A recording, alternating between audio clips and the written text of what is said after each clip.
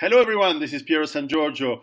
Today, I have the great pleasure to chat with Aaron Clarey. Aaron, welcome to the show. Thank you for having me. Hello. Excellent. Short story is that I've read your books way before we could actually connected. I had read your book, which is now out in French, La Malédiction de l'Intelligence, in English, The Curse of High IQ, a few years back, and recently I read your excellent book, The Reconnaissance Man, and I think I'll have to read the others because you write in a very funny may not be the word because then Joe Pesci would say what funny and all that, but you write with a lot of humor, a lot of sense of humor, and I think that you have to these kind of topics have to be told with humor because otherwise no, it'd be a dry read otherwise. You need to wake them up. Yes. So today we probably average above 260 in IQ cumulated between you and us, you and me. So yes, we do. Yes, we probably do. Yeah, and actually probably at least 270 for sure. Now, can you tell our readers a bit of your story because I think we share quite a lot of common points in how our careers moved up. Yeah. Actually, kind of like you, I went into finance and worked in .coms a little bit back in the '90s. Then I inevitably had banking is where I settled, where I was a credit analyst and a banker. My first book, I predicted the housing bubble before it happened because of everything. I mean, it was almost impossible not to see it. Yep. And then, kind of like where you or anybody else. Life takes us on weird paths, but writing that book then led to other things. And then with the advent of the internet, expanded bandwidth, got into more blogging, then podcasting, then YouTube's. And that ended up becoming my career. Paid more. It was way more fun. I'm my own boss. And so now, like many other people, I have several books out. I have a podcast. I do consulting on the internet. Yeah, it's a wonderful life. So I took my expertise from banking and economics and writing. I know it's boring, but there's a lot of writing when you're a credit analyst, and took my writing skills, and now I'm an author and podcaster, YouTuber, micro internet celebrity type of person now. Excellent. Well, what I found very interesting in I'm going to do, by the way, a review of La Malédiction de l'Intelligence in French on a separate video on my own. But I think both books start on the same point: is that when you're above intelligence, above the average, life is tough. Can you tell us a bit how you're the path to recognize that? Yeah, it's economies to scale. The best way to put it is traffic. You get a highway system that is designed for commuters, predominantly around the cities. And it just takes one or two slow people to gum up the entire works. You may be capable of driving much faster, much safer, more efficiently, but society, that infrastructure, that system, is not going to allow you to achieve your best. School is the same thing. I don't know how it is in Switzerland, but it is not your skills or your ability or your intelligence that determines how fast or how many classes or which classes you take. It's your age. And so you are always anchored by design through society. It could be infrastructure, politics, law, school, education, career, whatever. It is geared and designed around the average person plus or minus a standard deviation of IQ points. And that's how it should be in theory, because you have to be efficient. You have to serve the most amount of people with these systems. But that doesn't mean people on the tail end, be you mentally impaired, like a mentally retarded individual or a super genius, then there starts to become some inefficiencies and some friction and some challenges those people face. Now, when you see someone who is low IQ, mentally disabled, you have charities, you have systems, you have people come in and take care of them, but not a lot of attention is paid to people with high IQs, because they think, well, you're even better. And in some sense they are true. That is right. You're smarter, you're faster, you can see things, solutions to problems much quicker. That is true, but you still suffer in some regards because you don't fit into the system. And these predominantly are psychological, you could say romantic and dating, philosophical. That's one that I'm wrestling with right now, is like you do not have a lot of peers. Independent thinking, where you're like, I got this idea, and no one wants to listen to you. And so these have their prices and their tolls that you have to pay. And that's what obviously the Curse of the High IQ book is written for. But then also Reconnaissance Man and several other of my other books, where it's like, look, if you really want to be successful in any regards in life, you can't be average. You can't think like the average person. You can't behave like the average person. You can't make decisions like the average person, because you'll end up average. But if you want to be retired early, financially successful, dating good-looking girls or good-looking guys, whatever measure of excellence, then you have to make different decisions. And there is a huge backlash, sociologically, societally, that you can expect. A huge uphill battle when you start to think differently, behave differently, and act differently. Oh yeah, and believe me, France, I don't live in France, I'm Swiss and I live in Switzerland. But France, and most of the people who are going to watch us are French-speaking English. They'll recognize that because they are out of that system. It's probably the worst country for that. The conformity that is required, and yet they have this elitist education system, but at the same time they expect conformity. It's a nightmare. Now, in what you describe, especially in Reconnaissance Man, is you describe the pain that people in the past, before the internet, must have gone through, because that's it. You were in a town, in a village, and you were one of 100 people, and everyone's average, and you're sticking out. Today, with the internet, this is changing. Mm-hmm. Yeah, and thank God you can find peers and colleagues. You could find groups of people that you agree with, and maybe not even groups of people you agree with, but people who you disagree with, but they're intelligent and mature enough that you could have a really good conversation and expand your mind. I would say colleagues, even. I hate to use the word equals, but you find your people, you find your peeps on the internet, and it's a lifesaver, because back in the olden days, I mean, you'd be the nerd or the square, Abraham Lincoln, he'd read by candlelight. You go to the library, you go take the ox cart 20 miles just to get a book, and what are you reading those books for? We got fields to plow and that kind of thing. But today, at least you have that. So, and I don't know, I'm assuming it's the same with you and many of our listeners, but probably most of the socializing you do now is over the internet, and thank God that it's with a group of people that you can joke with, you can spar with at your intellectual level, you can think and philosophize with. People say, yeah, I've thought about that too. You're like, I thought I was the only one. And so it's a confirmation that, you're not crazy, and there are some people out there that think the same. So there's a line of logic and reason to it. And and thank God, because at least you have that. They may not be next door neighbors. Maybe you can't have beers or drinks with them, but at least you get to talk to them, and that's a blessing, absolutely. In many cultures, and I can think of Miyamoto Musashi in Japan, you have these stories of these warriors who are roaming the country to find someone as good as them, and to find someone they can fight and be defeated. And sometimes, at least intellectually, while in business, I had the fortune and the chance, I'm probably sure, to work with high intellect people. But high intellect is already one hurdle. But there's another one, which is the ability to think, which is a different way. You can have high IQ people who do super stupid things in life because they are conforming to what they're expected, and the Excel spreadsheet kind of management and all that crap that you and I went through, and suddenly you also need to find the people who are high IQ, but also able to think and able to challenge and able to think out of the box and able to.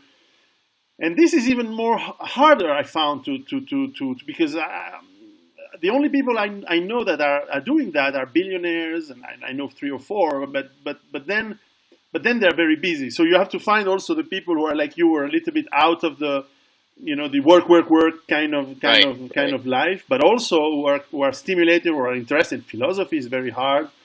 Mm. And indeed, with internet, when I want to have a thought-provoking, not discussion, but at least argument, I connect. I watch Stefan Molyneux or people like that, and suddenly say, interesting. Do I agree with what he said? Yeah, on that, not on that. And you go out on the street, and you again. Yeah, just bam. There's some of that, right? Now, Yeah. in Reconnaissance Man, and I'm going to quickly tell the viewers why I think this book is interesting for my readers, and you can tell us a bit. Is that when you want to survive the collapsing world the way I describe in my books, so a lot of people say, where do I go? What do you think of that place? What do you think of that place? And I have some criteria, and I do myself consulting to help people select places and strategies and so on. However, what I thought you described here is very similar to the process, to the protocols of thinking and of selection of geographies where you want to go. And what I think is very interesting is that whereas I say to people, you need to find a place that you can survive in, and at the same time where you actually can have a life, because I don't know when society collapses. Maybe it doesn't, and until it does, you have to also be in a place where you can actually work and live and have a happy life. That's why I don't say to people move in a bunker, because that's stupid. So can you describe the process and what led you to that? Because I think it's a fascinating story you tell in this book. Well, it's kind of funny that it parallels the survivalist philosophy, because what I did there is my methodology was more economic, where, all right, you want to go to a place where you're not going to be taxed to death. So in the United States, you want to avoid our liberal leftist socialist states like California, New York, New Jersey, Pennsylvania, Oregon, places like that. And in the United States, there are some states that do not have state income taxes. They generate their income other ways, sales tax, gas tax, whatever else have you, but they are considered much more lower taxes. These are Tennessee, Alaska, South Dakota, Texas, Nevada, and Florida, and then I think there's one other in there. So that was one variable. Like, look, if you're going to do your life's work, don't do it paying 10% to Minnesota. Don't do it paying 12% to California. Establish a place early on where you want to go. The second thing is that, and I think this is the theme of the book, or the main principle of the book, is that where you were brought up and the people that brought you up in your family, you are going to be statistically predisposed to stay there or to be reasonably nearby, because that is where your roots are planted. That is where your family is. That is where your infrastructure is. And if you let that happen, you are going to be, in a sense, forever enslaved to that environment, where there are much better environments, not only economically, financially, and job-wise, but philosophically, and then outdoors. I wish I went to Denver when I was 18. And because Colorado's got the mountains, it's beautiful. Not to bore your listeners with the geography of the United States, I grew up in Wisconsin. It's flat, it's boring, there's nothing. There's deer. You can hit deer with your car. That's about all you can really do in Wisconsin. But then there would be mountains, there's kayaking, there's this, there's that. Utah is beautiful. Nevada is also beautiful. Arizona is beautiful. It's warmer. When you're a kid, you will suffer any amount of snow because it's fun. You start to get our age, you get a little gray in the beard. Snow and cold is not fun anymore. I want to be sitting on a beach. You would be the Mediterranean. I would be in Florida. Something like that. We just more Prosecco, please, and you enjoy life that way. So if you can make those decisions early on and find a place to live by conducting reconnaissance, doing research, exploring while you're young, before you plant down roots, that's the methodology that I came up with. And it's a longer process because whereas you're talking survival, okay, I got a water, defensibility, similar-minded people, so you have a social network, you have quote-unquote a tribe. That certainly plays a role. Mine was also finances, money, investment, and plant some new roots early on. So I'd have to read your book to find out, because now I'm very curious. But what you'll find out is over the long haul, chances are you won't live in a major metro. You might go and work there a little bit, but you're not going to live in a major metro. These states that have no income taxes are also pretty traditional, pretty conservative, or at least libertarian and freedom. They don't have huge major metropolitan. Some of them, Texas does, but you won't want to necessarily live there. And what inevitably happens is you're going to find yourself in a nice area that you enjoy, with people you like, with hobbies you enjoy, ideally working something over the internet in a digital nomad type of sense. Although it doesn't have to be that. You could be a mechanic or whatever else. But that's kind of the process that takes place. And it is not something you decide like that. It takes years. Yeah. And this is what I like, is that you have a process. Because, of course, someone can say, oh, my dream has always been to live in such and such a place. But while that may be, you may be lucky that this is, is always the intersections. That place where you dream can be nice, and you'll be also having the criteria that are good for other aspects of life, which may be the ones you go here, or the ones I go in my books. But you may be unlucky, because I know a lot of people say, hey, I love Thailand. I can move to Thailand and live on the cheap. Yeah, but you're a foreigner. And what's going to happen if things get bad and they decide that foreigners taste good? Then you're in trouble. So be careful with those things. Go through a process, and the process you describe. And I tell to if people who are listening are in Europe, don't think this is just a U.S. book, because you can take the same process, and indeed you will find maps that are. I have.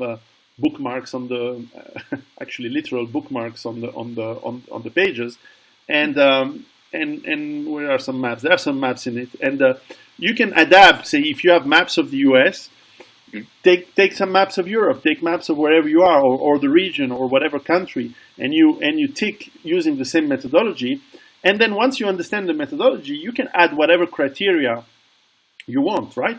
So this is I really think it's an excellent book, and because you write in a succinct way, I think you're probably like me. You're a bit lazy, so you don't want to write thick books. You want to be efficient. I don't like thick books. No, don't have time for them. No. Exactly, you want to be efficient, and what else can I say? This is a great book to read to people who are listening to us. Thanks. Somebody likes it. That's one of my worst-selling books, really? Actually. Yeah. Wow. Well, the problem is it targets young people, and young people don't want to listen. They want to watch their TV shows and watch it at their head in a phone. So, yeah, it's much more for serious. I mean, if you can get that into the hand of a young man or a young woman when they're 17 or 18, before they go out into the world, it definitely will help them, yes. Now, I haven't read the other books, the Black Man's Guide, Love Letters to the Left. I'm sure these are fun. Bachelor Pad Economics. I'm curious about Enjoy the Decline. That's a film you probably would like that if, since you believe that there's a collapse coming. That one addresses more it's more like mourning, like your father dies or your mother dies. What happens when your country dies? And so there are steps to the mourning process, acceptance and moving on. And how do you salvage your life? So that one goes through like, hey, look, here are the mathematical economic facts. This is not a sustainable system. We don't know when the United States will collapse. All empires collapse. All of them do. They do. And how you have to, one, accept that, your country is no more. Your culture is being attacked.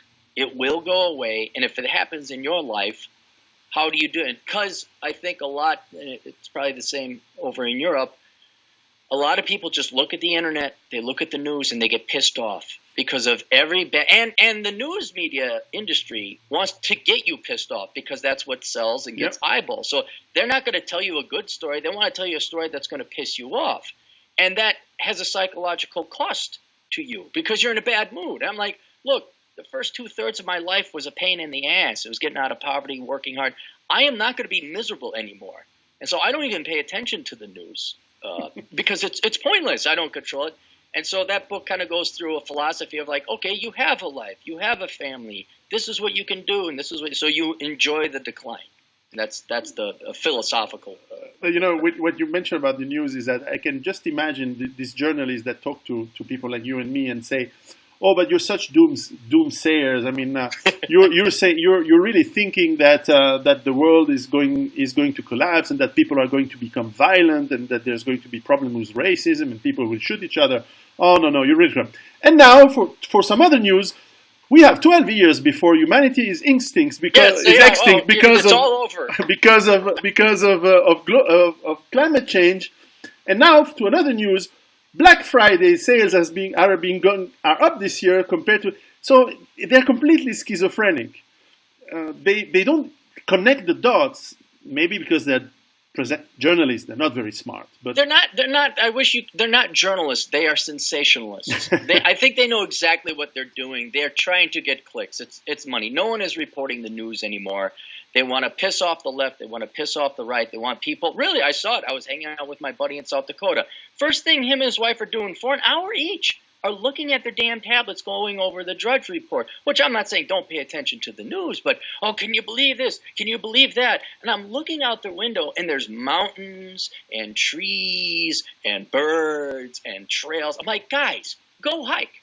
Set the damn tablet down and go enjoy. I mean, why would you even waste your time? If it's going to collapse, it's going to collapse. Reading about it isn't going to stop it. So go fish, go hike, go do whatever. And yeah, so there really is no journalism anymore. It's just they're trying to get you riled up so you read more, and you click on their link. Forget it. No, I'm out. I'm unplugging from the matrix. I'm going to go fish. Yeah. I'm going to go ride my motorcycle. That's what I'm going to do.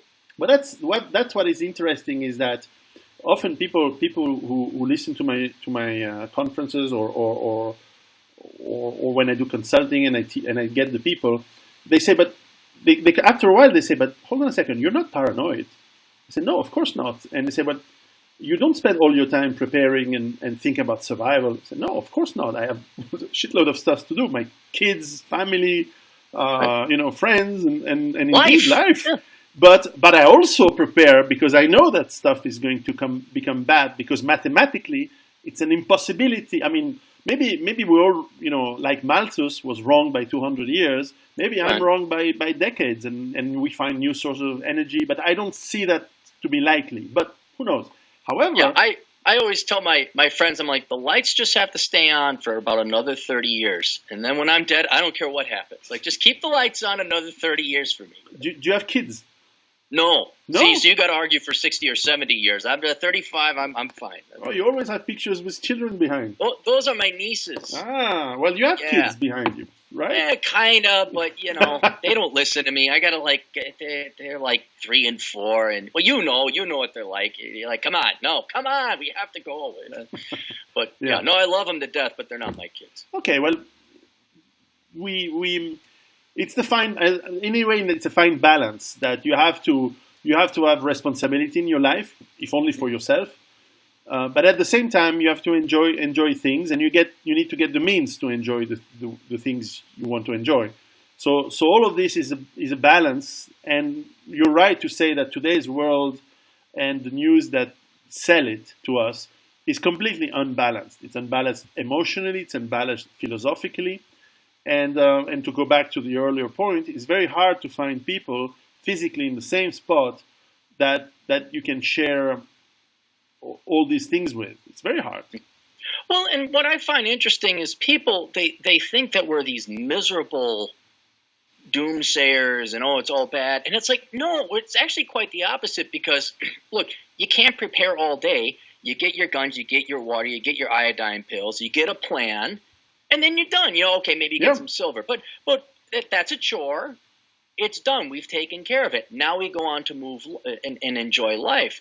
And so, it's not like I'm sitting there, the stereotypical American with my cowboy. I got my gun. And, it's like, no, I have my guns. I have my wife. I have it. I have a plan. But now I go on and enjoy life. And I'm not going to obsess about, what did this politician say or that politician say? Mm-hmm. And then I spend time with the nieces. You spend time with the children. And then people are kind of like shocked. They're like, you're not this evil right-wing hate monger. It's like, no, I'm not. I'm kind of a nice guy, actually. I'm kind of fun to be around. And it's just that we think a little bit more about life and appreciate it while everyone else is stuck at work and then, They listen to what they told them on the television. Anyway, all the evil people like Hitler are on the left. Yes, that is true. That is true. Yeah.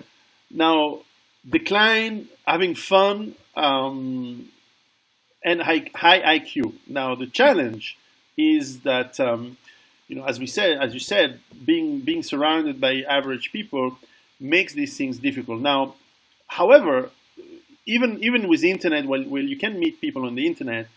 Most of the people you interact with on a day-to-day life are, real people, flesh and blood in the street that you talk to.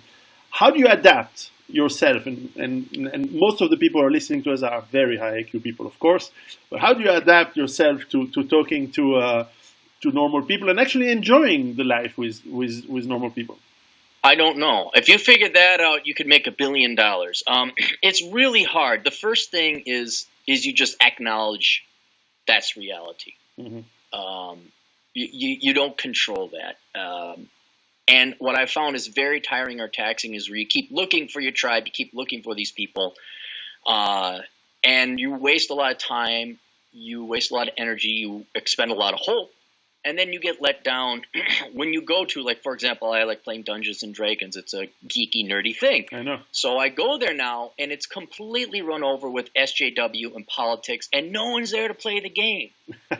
And or you go, you want to go to a meetup, or you go to this group or that group. And sure, people are running, but they're really, let's go to the bar and watch the game. Like, I don't want to watch the game. I don't want to watch sports ball. And what you got to admit is you have to acknowledge the reality so you don't drive yourself insane. You're just not going to have that many peers. A lot of people are misled to think you're going to have a lot of peers because you go to college and whatever faults college may have, you're going to find that's where a large group of people who are unmarried, no children, your age, your intelligence level are in one spot. And so you think this is normal. And so you always try to keep going back to that group or peer or colleagues, or maybe you got real lucky, you got a job where you're with this great team, or you were in the military and you're with this great team. That does go away. And so we have to realize that was a temporary environment that has gone away. So outside of the internet and all that, there's very little that you can do. A lot of it is, what do you control? So you work out, trying to find groups and organizations. Like, for example, a lot of guys I know, they join the Masons or other social fraternal orders here in the United States. If you're lucky enough to find a group of people that you enjoy volleyball with or whatever, ballroom dancing is another thing, hiking, you just got to get out and meet those people, but you keep your expectations low. Yeah. I've seen men and women, desperately would like to get married to someone who has a high IQ. There just isn't that. I mean, if you got an IQ of 150, less than, I think, what is 150? That's around 1%. Yeah, well, that's 3 deviations from the mean. It's less than 1%. I think. You go to a party of 100 people, there's not even one full guy there because half the population is guys. So you have to go a group of 250 people. There might be one guy who's smart enough to date you.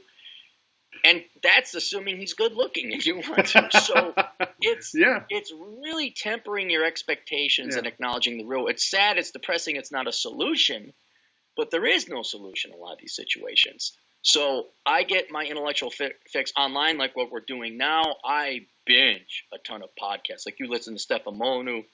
I got Stefan Molyneux, Terrence Pop, Rich Cooper, Rollo Tomasi, Great One, Adam Pickett, all these guys I binge on. Military history podcast. I mean, anything to feed your brain. But it does not change the fact that you still need to meet people in physical meet space, but just don't have high expectations. That's really what it is. Thank God men looking for high IQ women don't exist. We only look for the good-looking ones. Well, but it's tough. Date a girl who has an IQ a full standard deviation below you, and you're just like, oh. Yeah, no, I know. But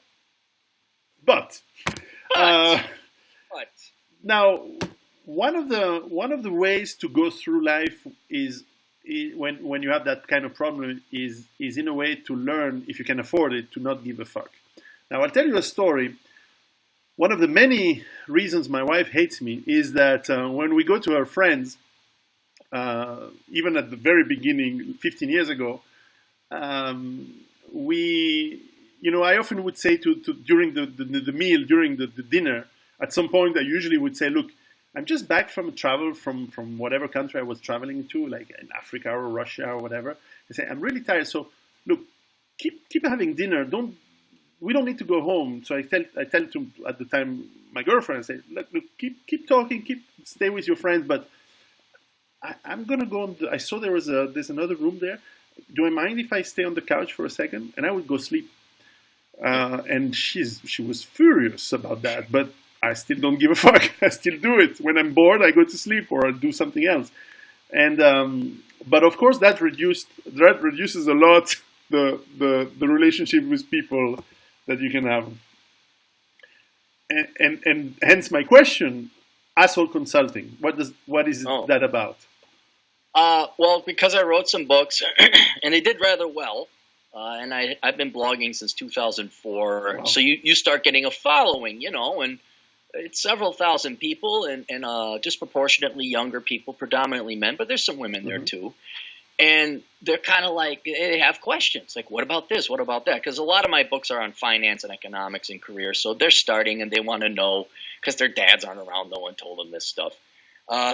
So I was getting like 3-4 emails a day, and it was taking about an hour of my day to answer these emails. And I'm like, okay, look, I can't answer these emails anymore. And how do I politely get rid of them without sounding like a complete dick? And I always had this idea about asshole consulting, where I'd be able to. It came from banking, where I could yell at my bosses and tell them exactly what I thought, and how that would have saved the financial or the banking industry and avoided the financial crisis.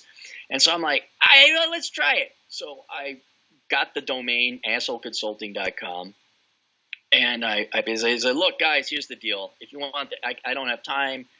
If you want, send your questions here, and I'll charge you a token amount of money, and then I can answer it. And I thought that price would deter people. Well, people started paying. The vast majority of people started paying. And then it kind of took on a life of its own because usually it was over email. But then people, well, can you do a video response and put it on your YouTube? I'm like, yeah, that'd be easy because it takes less time to film than type, and then I can render and upload while I'm doing another video. So it was just more efficient.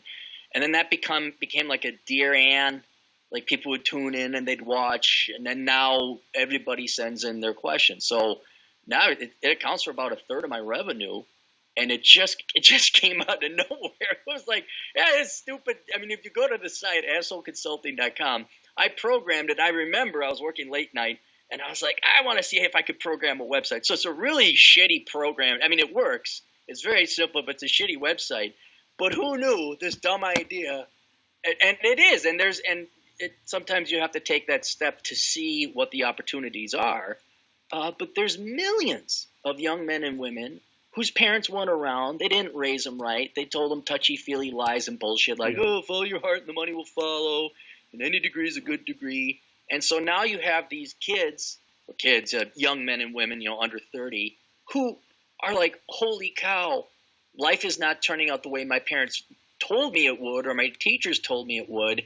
And then they search questions like, why is my degree worthless, or other questions like that, and they land on my page. And that's so I got another website called olderbrother.com, and the tagline is, I'm America's older brother, because I kick your ass, I yell at you, I curse at you, but it's out of love because no one else is going to tell you the truth.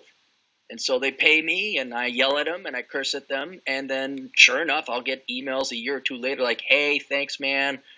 I was going to major in philosophy, but now I'm a programmer, and I'm making $90,000 a year.